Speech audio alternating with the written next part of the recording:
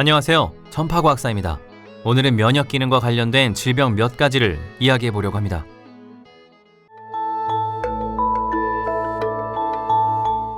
아토피는 그리스어로 아토푸스, 즉 원인이 분명치 않다는 의미입니다. 그만큼 원인이 복잡한 병이라는 뜻이죠. 하지만 원인 중 두 가지는 분명합니다. 개인의 유전적 특성과 주변 환경의 영향입니다.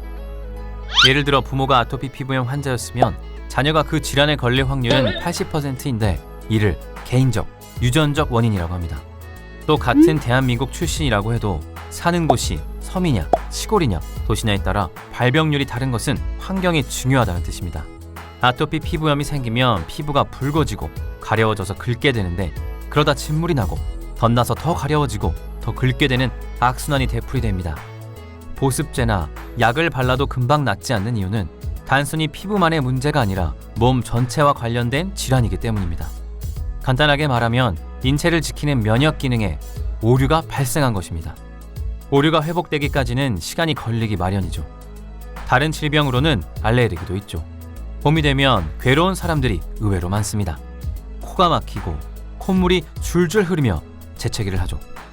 이는 꽃가루 알레르기 때문입니다. 알레르기는 그리스어 알로스와 에르고가 합쳐져서 만들어진 단어로 변화된 면역작용이라는 뜻입니다.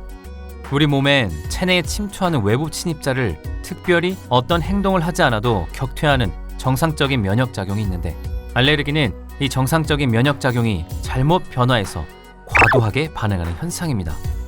인체는 외부 침입자가 들어오면 두 가지로 반응하고 방어합니다. 하나는 공격해서 상대방을 무력화한 뒤 소화시키거나 분해하는 공격형 반응입니다. 이 기능은 주로 면역 담당 세포인 T세포가 맡고 있죠. 외부에서 침입한 병원균이나 바이러스는 이런 공격에 대부분 파괴됩니다. 면역 반응의 또 다른 형태는 수비형 반응입니다. 공격형 방어와 달리 침입자를 파괴하는 대신 몸에서 내보내는 방어 형태입니다.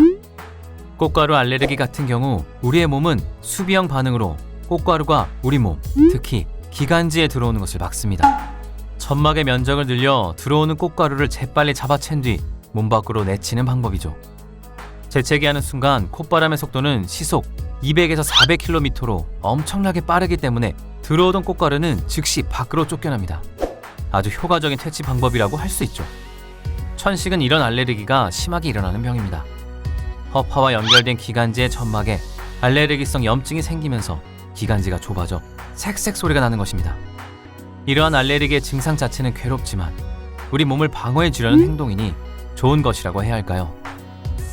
하지만 어릴 때 면역 체계를 훈련시켜 알레르기에 걸릴 확률을 낮출 수도 있다고 합니다. 지난 15년간 세계적으로 알레르기 환자는 2배 이상 증가했습니다. 특히 선진국인 미국, 유럽 인구의 40%가 아토피, 천식, 알레르기성 비염에 시달리고 있죠. 병으로 죽는 사람은 줄었지만 알레르기 환자는 늘어나는 기현상이 벌어지고 있는 것입니다. 깨끗하게 잘 관리된 환경이 오히려 알레르기 관련 질환을 키우는 아이러니한 현상입니다. 반대로 다른 생명체와의 접촉이 많으면 알레르기 질병은 줄어듭니다. 좁은 공간에서 같이 사는 대가족의 아이들은 다른 사람의 균, 예를 들면 감기 바이러스 등과 자주 접하게 됩니다. 또 우리나라처럼 국이나 찌개를 같이 떠먹는 경우 아이들은 다른 사람의 헬리코박터균을 접하게 되는데 이로 인해 아토피나 알레르기 질병에 걸릴 확률이 줄어드는 것입니다.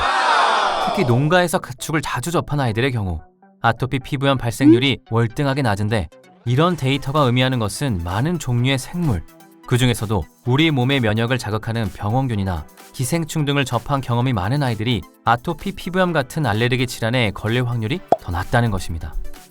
우리 몸의 면역은 태어나면서부터 길들여야 합니다. 마치 새로 산 자동차를 길들이려면 고속도로에서 엑셀을 힘껏 밟아 달리듯이 면역 시스템을 미리 가동해야 하는 것입니다. 병에 걸릴 만큼 강한 병원균이 들어와 면역 기능에 강력한 펀치를 한 방 날리면 딱 좋겠지만 그 정도가 아니어도 괜찮습니다. 장내 점막은 인체 면역세포의 80%가 몰려있는 곳으로 점막과 늘 접하는 장내 세균이나 기생충이 근처의 면역세포에 늘 깔짝깔짝 잽을 날리죠. 이런 잠펀치에 익숙해진 면역세포들은 웬만한 세균으로는 호들갑스럽게 면역 시스템 전체에 경보를 울리지 않습니다. 즉, 외부 침입자 중 사소한 것들은 봐준다는 것이죠. 이런 길들이기 과정 없이 자란 아이의 면역 체계는 아주 예민해서 사소한 외부 물질과 닿기만 해도 난리를 일으키게 되는 것입니다. 길들이지 않고 아주 예민해져 있는 인체 면역 체계는 심지어 자기 몸 안의 물질도 적으로 간주하고 공격합니다. 이런 질환을 자가 면역 질환이라고 하며 아토피 피부염, 류머티즘성 관절염 등이 이에 해당합니다. 결국 아토피성 피부 질환은 어릴 적에 길들이지 못해 너무 예민해진 면역 체계가 꽃가루나 진드기처럼 흔한 물질에 놀라 자기 몸에 총질을 한 결과라고 볼 수 있습니다. 수천 년 동안 사회는 빠르게 문명화됐지만 아직 인체는 그렇게까지 빠르게 변화하지 못했습니다. 인체는 우리가 자연에서 지내던 상태 그대로라고 할 수 있죠. 온실 속의 화초처럼 자라는 아이들보다는 밖에서 흙놀이도 하고 여러 가축도 접하면서 자연에서 뛰놀 수 있게 해주는 것이 면역력을 높여주는 가장 큰 방법이라고 할 수 있겠습니다. 자연으로 돌아가라 라는 장자의 철학을 다시 한번 새겨보아도 좋겠습니다.